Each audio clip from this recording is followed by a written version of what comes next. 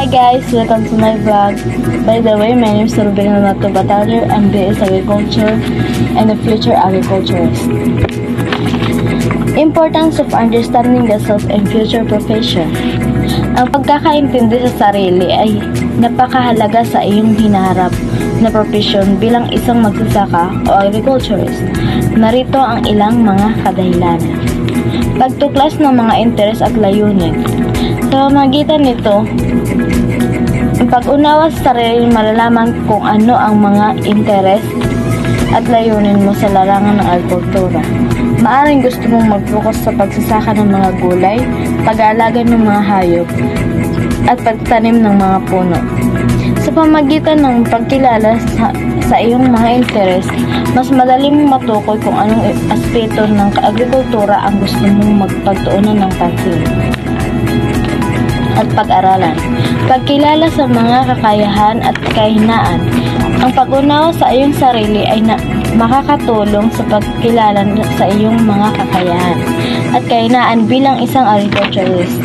Malalaman mo kung saan ka magaling at kung saan ka pa kailangan mag-improve. Sa pamagitan ng paggamit ng iyong kakayahan at pag-address sa iyong mga kahinaan, magiging mas epektibo kang magsasaka at magkakaroon ka ng mas malalim na kaalaman sa larangan ng agrikultura. Ang pangatlo, pagplano ng mga hakbang. Ang pagkakaintindi sa sarili ay mahalaga sa pagpaplano ng mga hakbang ng iyong gagawin bilang agriculturist. Malalaman mo kung anong uri ng edukasyon, pagsasanay o sertifikasyon ang kailangan mo para sa iyong profesyon. Maaari kang magplano ng mga hakbang tulad ng pagkuha ng mga kursong naugnay sa agrikultura, pag-aaral ng mga bagong pamaraan at teknolohiya sa pagsasaka o pagpapalawak ng iyong network sa industriya.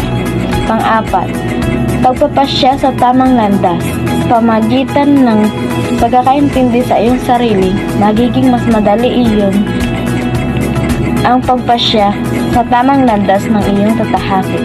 Bilang isang agriculturist, malalaman mo kung anong uri ng agrikultura ang gusto mong pasukin, kung saan mo gustong magtrabaho tulad ng isang pribadong sakahan o isang kooperatiba.